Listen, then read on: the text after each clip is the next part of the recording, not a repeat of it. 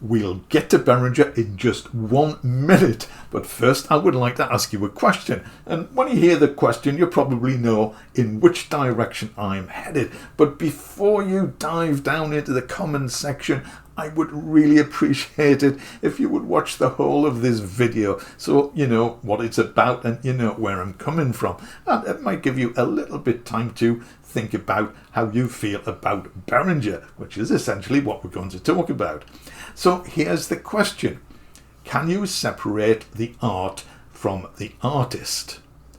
Now, this is not a new idea, a new thought concept invented by the PC brigade, those who will be offended for you on your behalf. This idea and this consideration has been around for years. So by art, I mean the full gamut of creative pursuit. Artists, painters, of course, writers, musicians, yes, that's what we are, and people who are involved in the making of movies.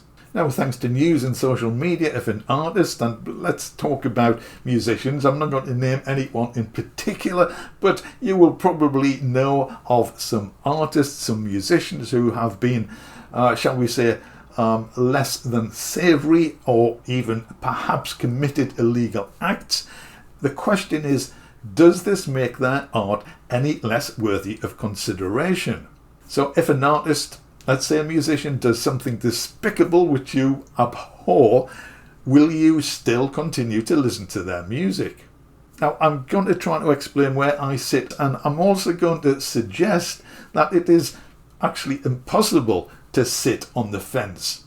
You've probably heard the expression, if you have to make a decision and make no decision, that itself is making a decision. So I'm going to suggest and explain why I think, like it or not, you are actually on one side of the fence or the other. So let's apply this concept to Behringer.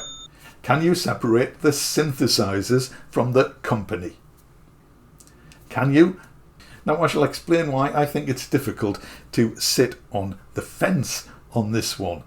Now this video was prompted by 2 videos from 2 big YouTube music channels which appeared just in the last week. Now I don't subscribe to every YouTube channel, although sometimes I think I do, so there may well have been more. But in any event, I have seen countless videos about and comments on the internet about Behringer over the last few years.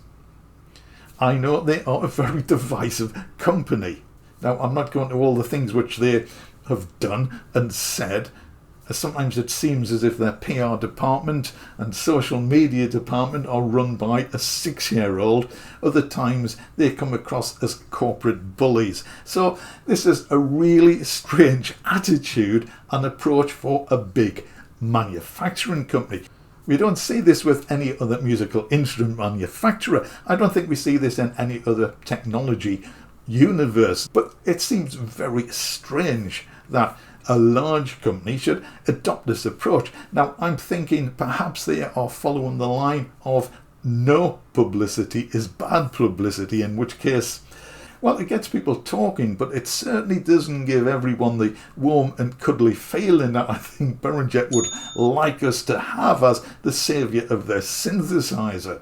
And such is the animosity which Behringer has managed to generate amongst the YouTube review fraternity. There are several high-profile YouTube review channels who will not review Behringer equipment because they don't like the company, not necessarily because the equipment is poor or bad, but they object on the principle of the company. Now, there are also some high-profile review channels who do review Behringer equipment, and I tend to think they are trying to steer a middle line, but I would like to explain why I think that is pretty difficult to do. So let's take the 2 extremes. So let's say you don't like Behringer, you don't like the business practices, you are not going to buy anything from Behringer under any circumstances. That is definitely one side of the fence. On the other side of the fence, you might think, well, okay, this is business. Behringer's doing business to produce, decent gear at affordable prices. I don't want to get involved in the politics of all this business malarkey. I like the gear. It's very affordable. I'm going to buy it. So that's the other side of the fence. So where is the middle position? Now, you can dislike Behringer's business practices, but still buy their gear.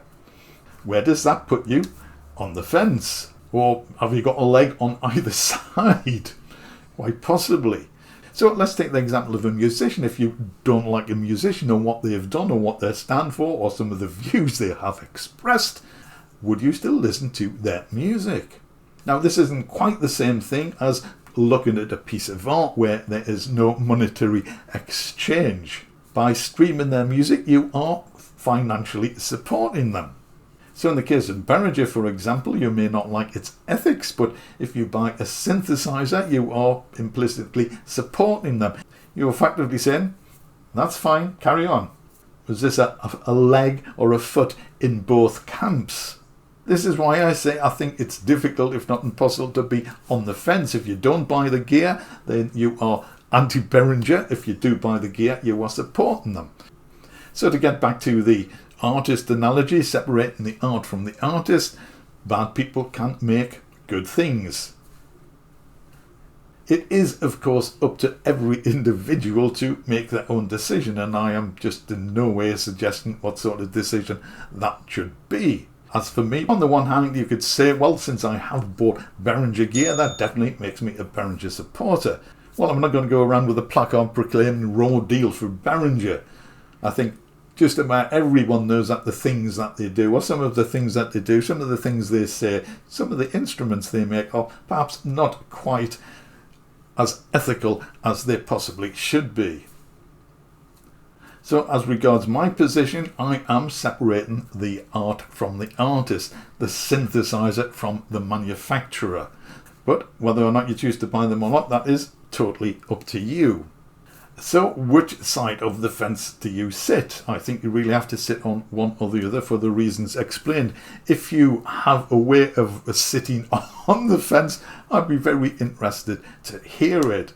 Just saying that you will never buy any gear or you have not bought any Behringer gear, that is not sitting on the fence, that is making a decision. Behringer is obviously a divisive company, and I know opinions on Behringer are quite split. Now, I would like to know what you think about the situation and how you feel about Behringer. Obviously, leave a comment down below, preferably polite. You are polite, I know it'll be polite. But I have also created a poll. If you watch YouTube on your mobile, you may have seen the post pop up a couple of days ago. At the time of making this video, however, the poll has not yet gone live, so I can't even give you a sneaky peeky of what people think about Behringer and buying gear from Behringer. If you are watching this on a desktop, you have to go to the community tab and click on that. There you will see the poll. The poll is anonymous, so feel free to be as honest as you wish. And when you vote in the poll, you will see how everyone else has voted. That should be very interesting. So before you dash off to the comments section, I'd just like to tell you one interesting thing that a friend of mine who has a YouTube channel told me about. He made a video which mentioned Behringer, and he said it had the most dislikes, the most thumbs down of all the videos he had produced. And he was a bit puzzled by this, and I said, nothing to do with your video, it's because you mentioned Behringer. They are very divisive, and I'm quite expecting a lot of people just to click the dislike button on this video. I would rather you commented on the worthiness of the question and entered into the discussion rather than simply disliking the video because it's about Behringer. But of course, you are free to do as you wish. Again, just a reminder, please be as polite as you possibly can be. So if you've enjoyed this video and found it in any way interesting or thought-provoking, I think you will enjoy these videos as well. As always, thank you so much for watching. I'll see you again in the next one very soon.